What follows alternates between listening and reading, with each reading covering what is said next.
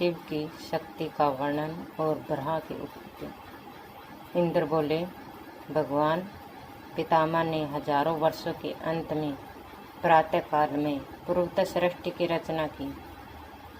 दीपराग के अंत में जब पृथ्वी जल में डूबी, जल अग्नि में लीन था, अग्नि वायु में, वायु आकाश में, सभी इंद्रियां और तन्मात्र सभी आकाश अहंकार में और अहंकार महत तत्व में, महत तत्व अव्यक्त में लीन था। अव्यक्त में भी अपने गुणों के साथ शिव में लीन था। तब सृष्टि की उत्पत्ति कमलियों ने ब्रह्मा ने की तथा मानस पुत्रों को उत्पन्न किया। शिव की प्रशंसा के लिए उन्होंने बहुत ही कठोर तप किया। तब ब्रह्मा के ललाट को भेदन करके स्त्री पुरुष दोनों रूप में शिव उत्पन्न हुए और ब्रह्मा से बोले कि मैं तुम्हारा पुत्र हूँ। पुत्र महादेव अर्धनारीश्वर रूप हुए, जो ब्रह्मा सहित जगत को दहन करने लगे। अर्थ मात्रा में भगवती कल्याणी परमेश्वरी हुई, जिन्होंने शिव ने जगत की वृद्धि के लिए उत्पन्न किया। उससे हरि और ब्रह्मा आदि की उत्पत्ति की, इसलिए ब्रह्मा और विष्णु महादेवी के अंश से उत्पन्न हुए। नारायण भगवान ने भी अपने शरीर को दो भागों में बांट दिया और अपने अंश के चराचर जगत की रचना की। ब्रह्मा ने पुनः 10,000 वर्षों तक शिव की तपस्या की तथा नील लोहित शिव की ब्रह्मा के ललाट से पुनः उत्पत्ति हुई। तब ब्रह्मा जी ने उन नील लोहित के हाथ जोड़कर प्रार्थना की।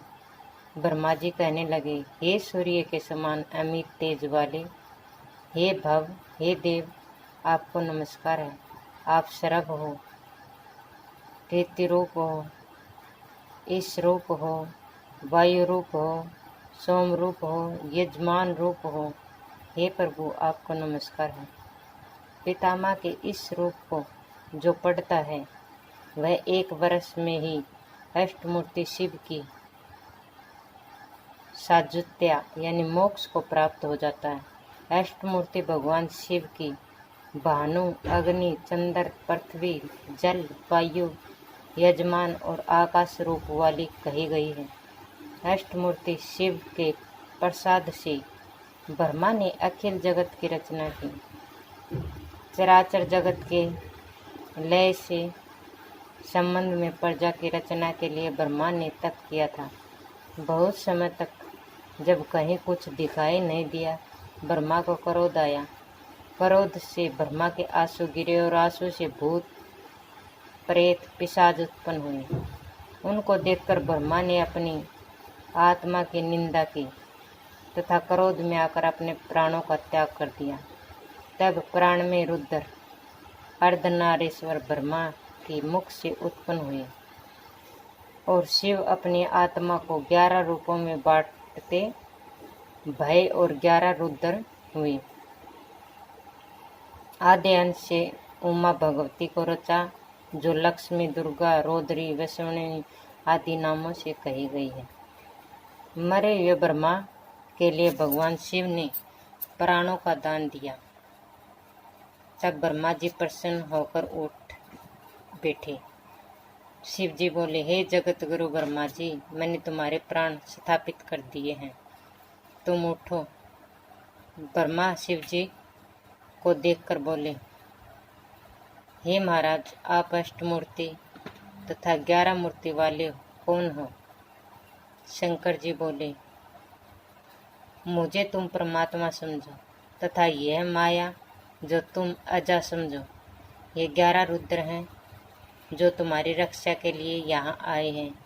हाथ जोड़कर गदगद वाणी से ब्रह्मा बोले, हे देव, मैं दुखों से व्याप्त हूँ, आप मुझे संसार से मुक्त करने में योग्य हो। तब उमापति शंकर ब्रह्मा को आश्वासन देकर रुद्रों सहित वही अंतर्ध्यान हो गए। इंद्र कहता है, हे शैलादि, अयोनिज तथा मृत्युहीन पुत्र दुर्लभ है।